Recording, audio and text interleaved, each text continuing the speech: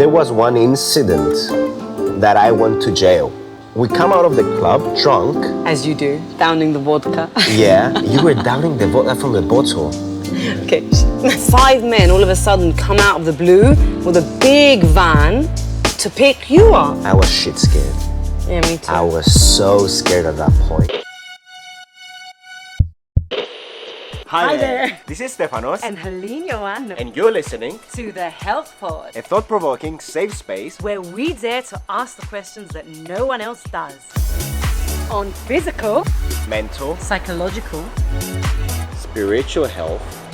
Dr.Stephanos is a pioneer in effective neuroscience, It's the biology of human emotions. a psychophysiologist, and a free spirit with no filter. Hélène is an entrepreneur and a woman's health, fitness, and empowerment coach. You can do it! She's a spiritually wild woman and mother of 2.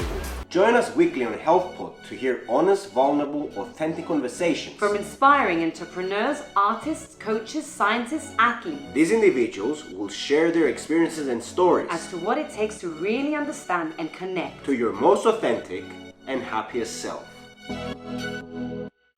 Welcome! So welcome to another amazing episode of HealthPod. I'm Dr.Stephanos. I'm Hélène Ioannidis. And we're here to share with you some of our life experiences because the road for self-discovery is a long one. And throughout each time period in our life, we accumulate experiences and knowledge to help us and form us into the people that we are today. So we will start the discussion from where we left off last time. So while I was in Greece, and while I was going through this period of self-growth and exploring my masculinity, I had this conversation, a very interesting conversation with a friend of mine. And it was this person that I particularly admired, Thrasos, who he was the guy that had everything. Okay. He came from a very good background, family-wise. He was good looking. He was sociable, he was liked, he was studying to become a medic. So he had everything, he had the whole package. Exactly, he had everything, he had the whole package. And in fact, it is difficult to be friends with people as such because they're so amazing that in a way they make you also feel insecure. Not that they do it intentionally, they're just themselves, right? Just being themselves is a lot to handle sometimes if you have certain insecurities or... So back then, while I was discovering myself and I was insecure and I was not the person that I am today, that person that I had the joy to call my friend and still today we're friends, said to me one day something very, very important. When I've asked him, because I wanted to feel better with myself, you cannot be so perfect. There must be something in your life that is not going the right way. And he turned and told me the following. And at that time, it was a revelation for me. He turned and told me why you believe you cannot have everything in your life. And that was a moment of realization because usually we see a successful person and we try and dig up some form of dirt so that we feel better for our own self, for our own insecurities. Someone is wealthy, but he doesn't have a perfect relationship with his wife. Right, yeah. So it was at that point that I've realized that, yes, Steph, you can have everything in your life. And it was at that point that I wished to have, let's say, a person in my life that would complete me as a man. Good looking. Me? Yes, that was you. Good looking, rich, why not rich, right? Clever. And kind of come into my life humble, and complete me for who I ultimately wanted to be. Yeah, that's you at the end of the day. So that was super important for me because in order for us to feel better with ourselves, we need to find dirt for other people. Yeah. And this the, is... the truth is you can have it all. You can have it and all. if you believe you can have it all, then you find a way to have it all. And it does come into fruition. I'll make a parenthesis over here because there were different difficult periods in our life. Yeah. And you always have told me to dream big. Yeah. And you've always told me to, this is putting your life in logical terms. And life has no logic. Not if you want to achieve big things. Exactly. So why don't you dream bigger? Yeah. And despite the fact that I thought that you must have lost it to be saying something like that, despite the fact that I was in disbelief, I thought, allow yourself to go through that emotion, allow yourself to go through that. You needed to trust in order to be able to allow yourself to... Pray, affirmations, until through that prayer, you materialized. And it was something that when I saw you in front of me, I couldn't really believe it.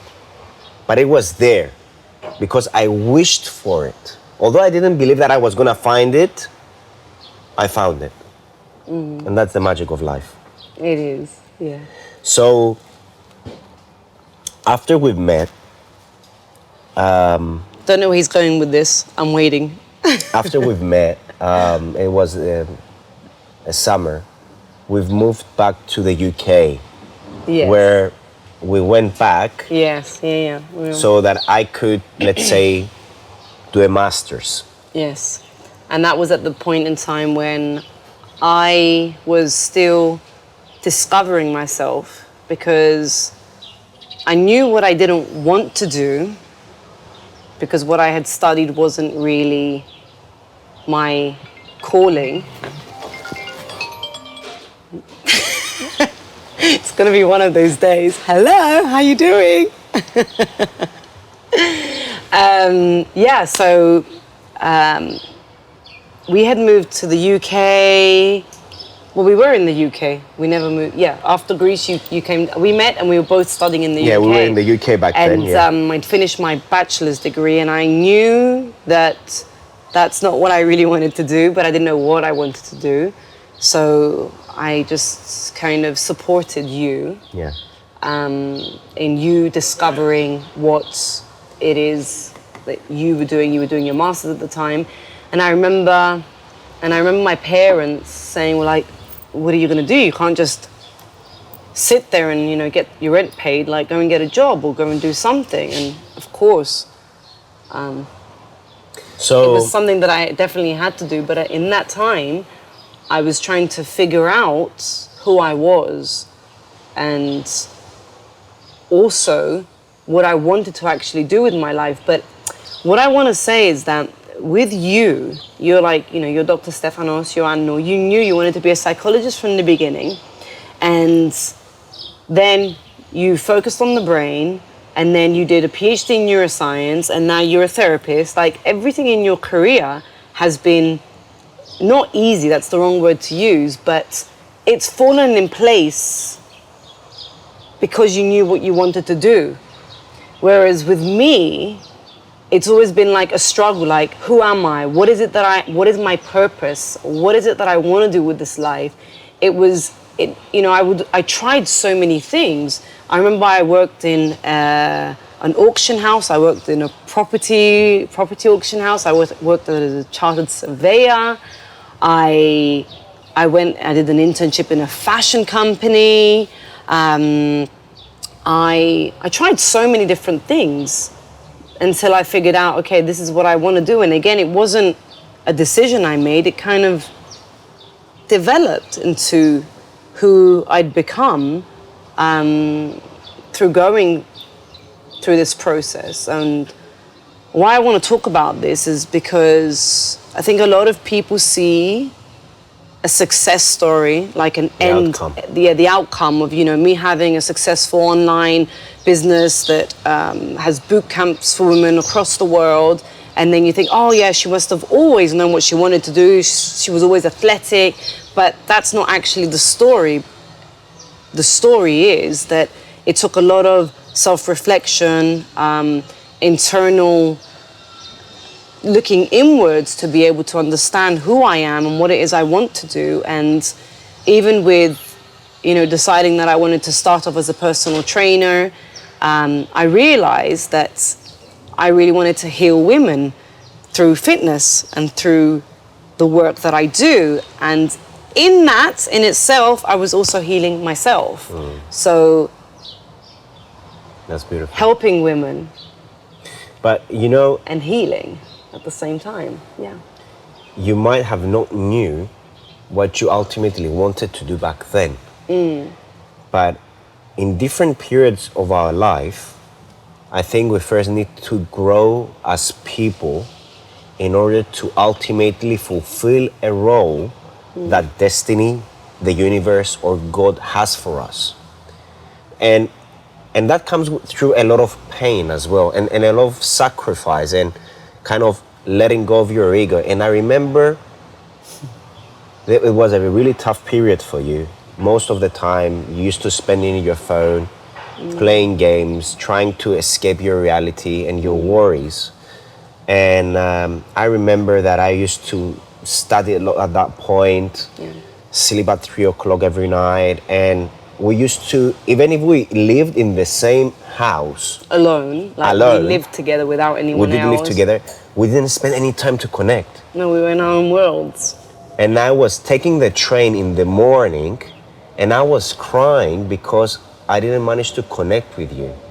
I didn't manage to spend time with you, and I felt like this is not the life that I've imagined or envisioned, because if life is going to be like this, where I'm working constantly and I cannot share my love with the person that I adore, then this is not what I really want. And I was looking forward every time for the weekend to kind of reconnect and come back to my safe base, which was you.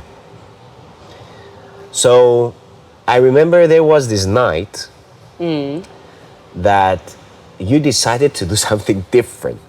And I was like, are we really going to do that? Because... What are you going to talk about? I'm going to talk about the fact that we've started our own dog walking company. Okay, that's a story Notting Hill. Not many people know. Right? Yeah. And that... In my effort to do something that was going to be successful, I thought, what would be a great idea? We like walking, we're outdoors all the time. We live in a really good area. Like, we were borderline between, like, if you know the UK, Ladbroke Grove and Notting Hill. So we were more Ladbroke Grove area, but at the same time,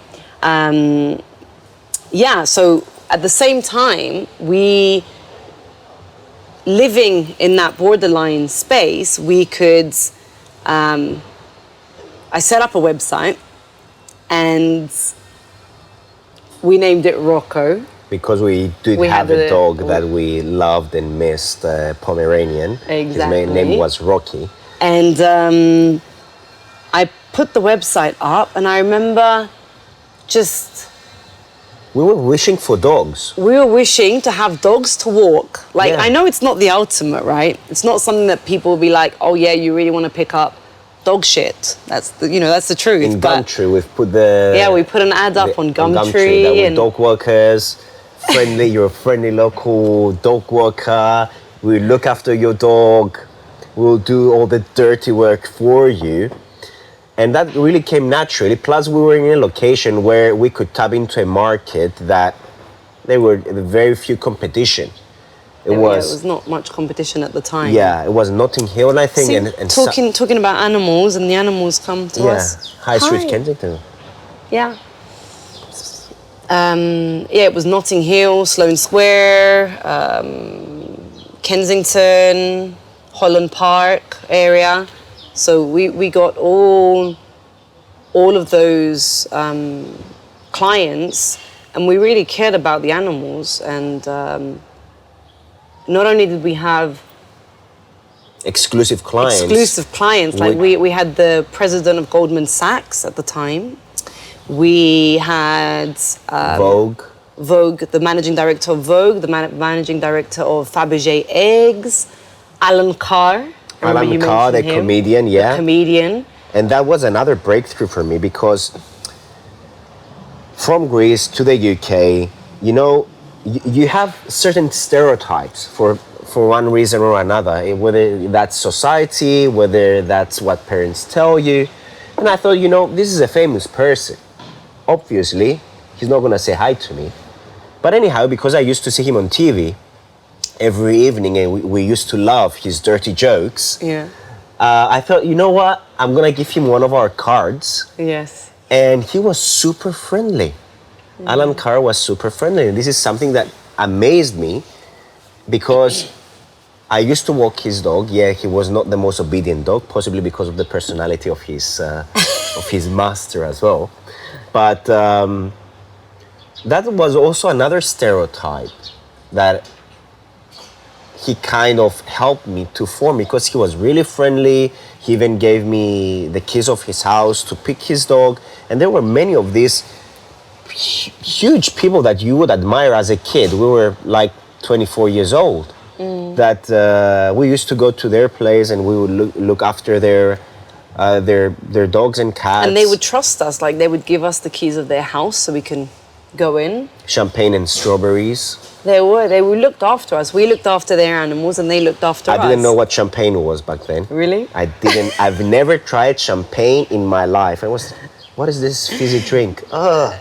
It's bitter, it's this, what is it? Isn't it sweet? Steph was welcomed into my world. It was funny in itself because you had so many stereotypes that... Obviously, we came from two different worlds. We did come from two different worlds growing up. And your concepts of either if you're rich or famous or, you know, you must have been a horrible person to achieve it, which is, I think it exists out there. It's not a concept that I'm familiar with. I will be honest about that. But I think there's a lot of kindness in the world, and there's a lot of people that do a lot of good with the money that they have, and to have such a big generalization around it, or you know, belief is a pretty strong and unconstructive way of thinking to be able to help anybody get to having everything, because you can have a good relationship, you can have money, you can be rich and kind. Yes, and you can have everything. You can have everything. Which at this point, I will give credits to my parents for this. Yes. Because they've always helped me to dream big and support me and have that way of thinking that you can't do it? Why not? Find a way to do it, you know? It's there, it's out there, it's possible. And without having that limit in your mindset, then the sky's the limit, actually, the universe is. Yeah, so it's something quite important to understand, because when you don't have a cap in what you can achieve, and when you break through those stereotypes, then you can allow people in your life to help you. Yeah. When you're kind, whether that person and polite, and whether that person is rich or famous, and you do respect yourself, then that person that is strong can also lift you up. Yeah. And that's something very important. So we did set up our own dog walking company, and we did come out of our comfort zone to approach people. And this was a huge step, because I was not familiar with the English language back then. I didn't have the confidence that I have today. Of course, I always do mistakes when I speak in English, but it's not in the same level. I mean, if it's good now, back then it was not so good. But I always had the courage to approach people and come out of my comfort zone. And the most important, that I had to accept no also for an answer. And that was a blow to my ego. Yeah. So that was also something really important. Or the fact that you're a dog walker and you're picking up feces from the floor, and in fact you're getting paid. Of course, it was not my dream job. No. But It turned out to be a good business. We ended up Yes. hiring staff that worked for us in order to be able to cope with the requests that we were getting. So we're doing something right. And you have to tell them in the UK about the story. Oh, yeah. So After that, we actually decided to go to Italy. And again, it was a process of wishing and applying and getting a lot of no's. But again, the same thing. From you. Can I just interrupt you there? People were saying there is no way, as you just finished your master's. Yeah, as a PhD that student. you would get you'd be a PhD student and you would get paid. Yeah. People were like, there's no way you're going to manage that. And I was saying to you, is there one person out there that's done it? Yes. So there is a way. Yeah. And we're going to find a way to do it. Yeah. Right? Whereas everyone was like, nah, it's not going to happen. You need to just accept anything that you get. We got a job offer in Singapore, which was not even enough to be able to survive. Yeah. So we said no. And then you ended up getting funded by one of the biggest European projects, Marie Curie projects in the world.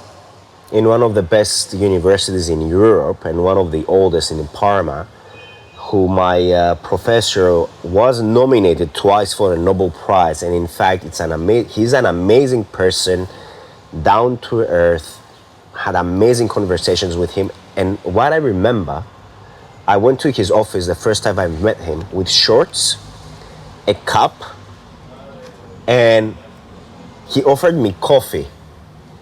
And he tells me the following: this is the first time that I'm offering you coffee.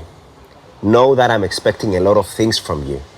And next time, don't come to the office looking like this with a swimsuit. Although he was a really down-to-earth as a person, definitely Italy was a period of growth for me. Because Italians, yes, they're fashionable, they're very approachable as people. But if you don't speak their language, They're racists. not everyone. Not everyone, but there is a racism. There is, yeah. Something you have that- to speak the language, and if you don't speak the language, then they're not as friendly. So we ended up learning Italian. Now, going back to what you started, so now why do we mention racism? Because whenever I was in the UK, because there were the terrorist attacks back then, Yeah. and I was also wearing the Palestinian scarf and looking help. an Arab looking as well, despite the fact that I'm Cypriot, I used to get stopped quite often. All the time. Whenever we'd go into the underground and come out, there were police. Steph would be the first person they'd Always. stop to check. Always. Always. It was like you had a flag on you, or flying into the UK. Or flying into the UK, but still Through the airport. they do that today. Yeah, because you've got that profile Yes, that looks... of the criminal, Yeah. drug dealer, Arab terrorist. So now here there was one incident that I went to jail.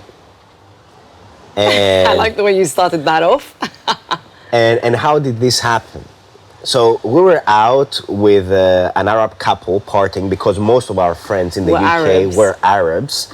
And in fact, Arabs have always been, and even when we went to Saudi Arabia, they are the most hospitable people that Yeah. we've ever met in our life. Of course, Saudi Arabia is another topic that we'll cover another time, and our growth over there. But so we come out of the club, both of us had an amazing time drunk, and As you do. Downing the vodka. yeah, you were downing the vodka from the bottle. Okay. That's so not you. Anyhow, so you trip. You were wearing high heels. You trip, and I put my arm so that you don't fall your head, and we trip from the pavement, and we fall between Two the cars. pavement and a car. And this Afro-Caribbean girl comes out like, "What did you do? What you doing to my car? Don't touch my car! You touched my car! We're like, what? What was that? We turn around and she's ready to attack. And by the time we turn around, she's pulled my hair, took her heel off, hit you in the back of your head.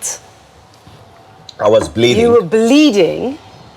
And eventually... We didn't even touch the car. We didn't even touch the car back then, but... But she obviously wanted a fight. That's why she was doing it. And after that, I did touch the car, to be honest.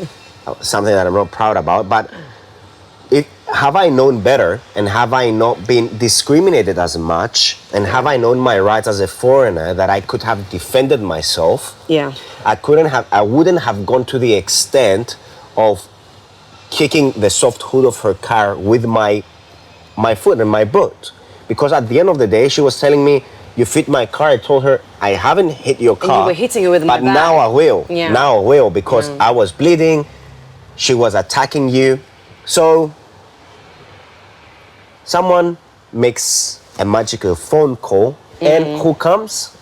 The anti-terrorist police. They were huge. Humongous. They were like twice your size height, twice your size like that, and you think 5 men all of a sudden come out of the blue with a big van to pick you up. I was shit scared.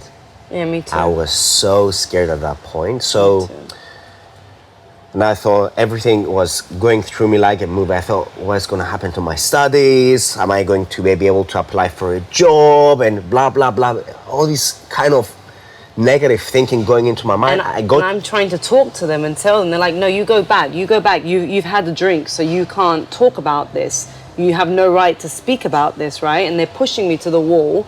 And all we're trying to do is communicate to them that actually it wasn't our fault. But it's amazing how you can be in the wrong place at the wrong time with a Palestinian scarf. Yeah, and get into trouble that you really shouldn't have been in. You know, you were just out having fun, and yeah, it was a nice story now to tell, right? So I end up in jail, and next to me, so as soon as the officer tells me, give me your ID, where are you from? I told him that I'm Cypriot, and immediately he smiled. Because they were under the impression that I was potentially someone that causes trouble, that I was a threat. And I started asking questions like, who is this guy? Why is he sitting here? And where are you gonna put me? Because they told me that they have to detain me for a whole evening so that they can take, let's say, a report from me. And the other guy next to me, he was literally there because of sexual assault. He was a rapist. And I told them, if you put me in the cell with this man, because I'm not in the same category, only one of us is coming tomorrow out alive. We're going into a short break. See you soon for part 2.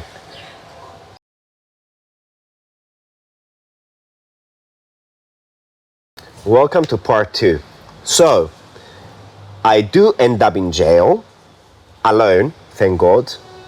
And the next morning, they start taking a report from me. And this lawyer comes, and I tell him the story, and he did not stop laughing. Although I was so serious, he was so polite. He was an Indian young man, so polite, British accent, amazing, so fluent and so polite. And I told him the story, and he told me, okay, just give you a report. I don't think there's gonna be an issue there. It depends also on the other person's report and what they're gonna say. She didn't file a claim at all. She didn't even show up. So she had a bad record already. They'd found that she was a person that caused trouble, and she was obviously trying to get something from the insurance from her car. But anyhow, so I come out to I go to find him. I'm so worried. Because you had to file a report as well. Yeah, I had to file a report to tell them what happened. And in the process of, the plan was we would go back to my place, which was like 30 minutes away. But that night, I stayed with my friends, and I wake up the next morning in this luxury apartment. While I was in jail. the contrast of the worlds, and I'm like, where am I? Like, this is nice. This is nice. My Arab friends, you know, had like this top floor apartment, and they looked after me, and bless them. It was Laura. It was And you did Tuma, vomit in the taxi. Okay, don't do that part. For like. You were in such a state. I know, I wasn't, and that's not like me. That is not ever. like me. I'm not.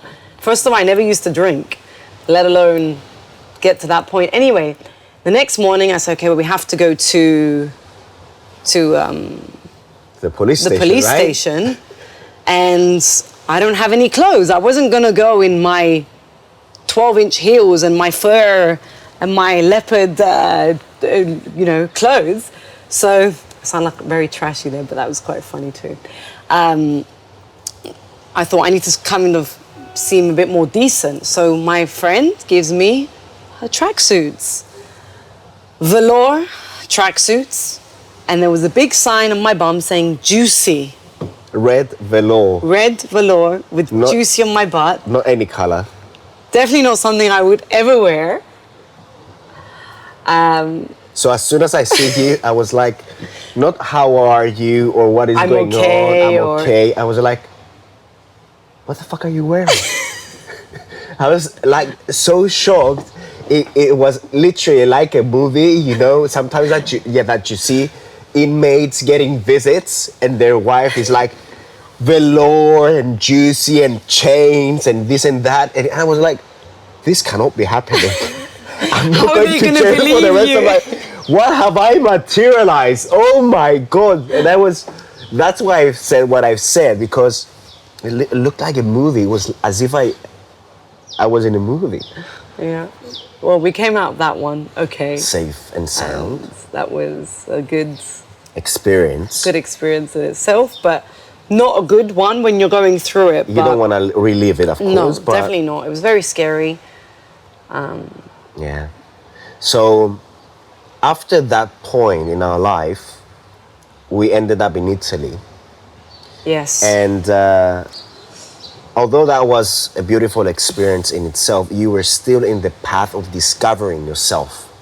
That took me many, many years to figure out what it is I was going to do as a profession. In the UK, how many jobs did you change? Many. Because I wasn't happy. First of all, I didn't see me working a 9-to-5 job. It was just hard for me to be able to do that sort of timetable and feel like, oh, I have to look forward to leaving at 5. I want to have that flexibility, which is what I do now. I have that flexibility to work the hours that I want and not be tied to a specific schedule, and of course work for myself, which is important to me. But you were willing to try many things, because I Yeah, remember you went from an art gallery to an auction house. I said that though before. We've already covered that. Okay. I said that I worked in many, many different areas to figure out what it is that I wanted to not do, and to actually see the industries for themselves, which is, I think, a really great way to figure out what it is that you want to do in life. Did you sharpen any of your social skills during that Yeah, period? of course. I learned so many different skills. I saw what was needed for each profession. I would take something from each thing. I remember, you know, even working in a pawn shop. Not porn, pawn. Porn, not Pawns. porn. Yeah. Just clarifying that, where they come to sell like their jewelry and you give them money for it. So we were lending them money essentially, which was quite hard to see people giving their belongings away, or you know, to go and gamble it. But it was very insightful. Like for me, I was like cataloging all these experiences, which is And you learn how to evaluate diamonds and what is and works of gold. art. Oh my God, that's something. That's an experience. I mean, Yeah, that's it was. indeed And I something different. feel like those were acquired skills that I also used when we moved from different countries, because you have to learn to be an observer, which was something that I learned very, very strongly in Saudi. as a woman, how to sit back and observe Yeah. instead of always being the front person Engage. talking Yeah. and engaging. But let me take you over here a little bit when you were with me in Italy. And there Yeah. was a point that I was so stressed and in my own world that I turn and tell you, after a fight that we had, what exactly have you done in your life?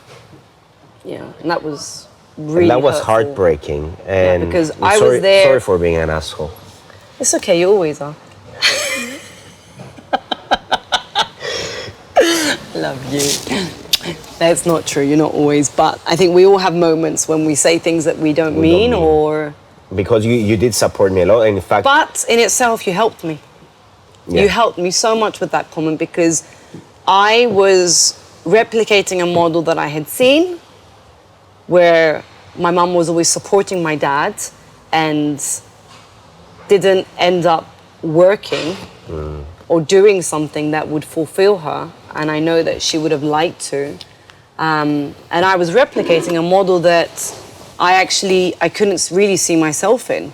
But that's because what you see, that's why most people, when their parents are lawyers, they go and study law. Or their parents are teachers, they go and be a teacher because it's what you've seen, so it's easier for you to fit into More that familiar. role. You're more familiar how to play that role, right? We play all these different roles in our lives. So with that comment in itself, I just decided that, you know what, I'm not just going to be in your shadow and support you because how many years is this going to take? Even if it's not maybe the thing that I want to do 100%, I'm going to go and do a master's in something that I love that was more creative, that was to do with the art world and art market appraisal. And that was probably the best year of my life, if I may say so. I was just really happy in my own space. I'm the kind of person that I love my own company. So the fact that I had so much time to focus on me, and even if I would have friends, but I still chose to spend a lot of time alone, and I would feel internally content. It was almost like I was in tune with everything, the whole world, in alignment.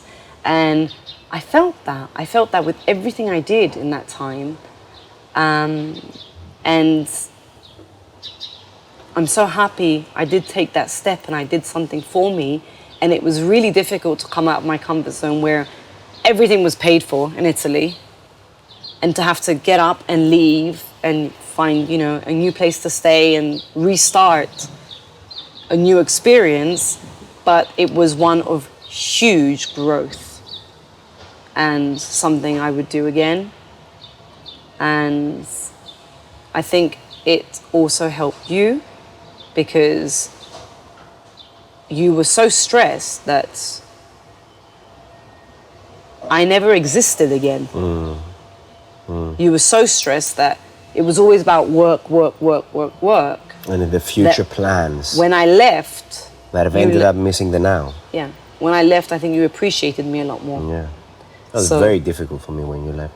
Of course, we didn't always make time to speak and chat and arrange trips at least twice a month. Yeah, we would always where fight we- to each other like that. which was nice. But it was a difficult period. So there in the UK, you also had a routine that kind of helped you. And you were eating healthy. You were Yep. going to the gym daily. I was walking all the time, You were everywhere. and you I were was out choosing in a path. Yeah.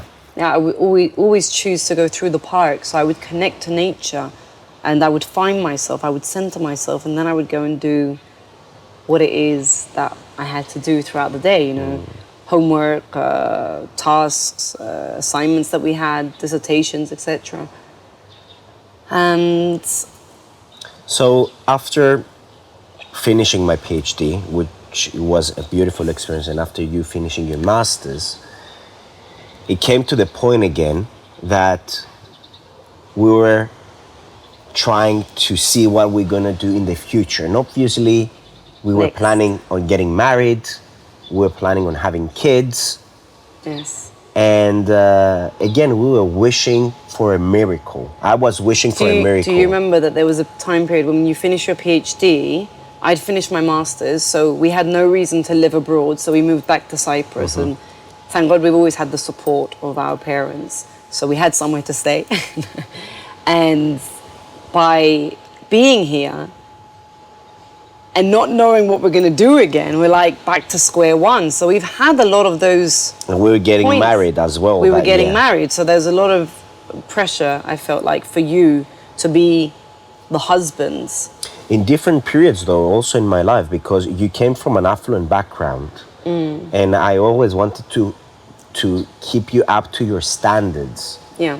And although that was not what you necessarily needed, I felt that that was what I needed, and I always wanted. At that point, I was pursuing money in my life. Yeah. I wasn't pursuing happiness. Yes. And Because we both thought that money would bring us happiness naturally.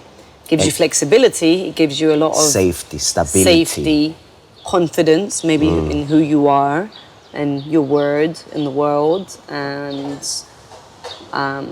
that's why we, at that point, while being in Cyprus, we really wanted to go somewhere that we would make money. We're like, where can we go to make this money? And Again, it was the same conversation. it was the same conversation. The conversation that as a professor, you never go into academia to make money. That's not the profession. You should have gone into properties, or you should have gone into stock exchange, you could have gone into finance, you could have done anything else. That's what the conversations around us were, but our mindset together was, hold on, where in the world do professors get 3 times as much as anywhere else? Because I did have a good CV. You had an excellent CV. You worked for like the biggest names out there. I worked in different universities. We had also a project with Lego. We've been to so many different countries, gained so much experience, published so much for a PhD student. I was very productive, had amazing recommendations. And I thought, why sell myself short? But on the other hand, I was also feeling the pressure of, I need to provide for us, for our family. But there was like a point in time where you think, do I go to Harvard and get a quarter of the money that I can get, or become a postdoc and get a postdoc? Because no way can you go from a master's to a professor. That was from a PhD to a professor. Sorry, from a PhD to a professor. That was the convo. Whereas we managed to do that, and I say we because we did it together. And the other conversation was, there's no way you're going to get the money that you want as a professor, right? Because you don't go to academia for money. And while I was applying... And while you were applying, and we were having these strong thoughts, discussions with the universe. And with affirmations and again praying and wishing. And believing, like we knew. Yeah. There was no way in the world that this wasn't going to materialize for us. We believed it like it had happened already. And we got a job offer in New Zealand. LA. Dubai. And the last one that came along was Saudi Arabia. And that came along in a very interesting way, because someone walks into my dad's office. He's from Saudi. He works at a university. And my dad says to him, well, my son-in-law is looking for a job. And one thing led to another. And in the end, we ended up materializing a big salary, a professor position, and that was like, it was like magic that person position at the age of 30, which made me like one of the youngest professors in the world at that time, getting 300% more than any other professor in my rank. And I was like, wow, I'm on God mode right now, right? But little did I know that what fate had planned for me, and one of the biggest lessons that I've learned in my life. Now, Saudi Arabia was indeed a blessing financially, and we've met a lot of interesting people over there. with whom we're still in touch. But as soon as we landed in the airport, because of what we've heard around us, our knees were shaking. And I remember meeting the Cypriot on the airplane, and I was dressed like this kind of thing, and he says to me, "You're gonna go into Saudi Arabia like that." I mean, I was wearing baggy clothes, baggy top, but he was like, no, you need to get an abaya, and you need to cover your hair. And that's when we're flying, you know, we've just gone through transit, we're in Bahrain, yeah. and we're waiting there to fly into Saudi in 1 hour. In 1 hour, I'm like, where on earth do I buy an abaya from? So I can cover myself, because I felt like I was, it was going to be threatening. And we land at the airport, and our knees are shaking from fear. And I think somewhere deep inside we're thinking, What have we done? What the fuck have we done? Because the first time that I've seen Hélène wearing an abaya, and like seeing this idol of mine, this strong, powerful woman that made me who I am today, taught me so many things, in a way sacrificing a part of herself to be able to belong in a culture that really women don't have a voice that much. I thought, they don't have a voice as much as they should, you know. I'm a criminal. And at that point I was crying, because I thought, what exactly am I doing to this person right now that stands for female rights, that stands for what a woman is and how a man should behave? And we're there and kind of reflecting on many things of who we were. I remember having to wear the hijab. I didn't have to, but I thought I did, so I wore it, and I have my ID, which Big is trauma. like that. Like, it's not even straight, and You looked like an egg. I looked like an yeah, but it wasn't right. It wasn't even placed properly because I didn't know how to do it. So the whole concept in itself was interesting. Yeah. And on that note, we'll leave the part of Saudi Arabia for our next episode. Yes. So thank you very much for joining us, and hope to see you next time. Bye.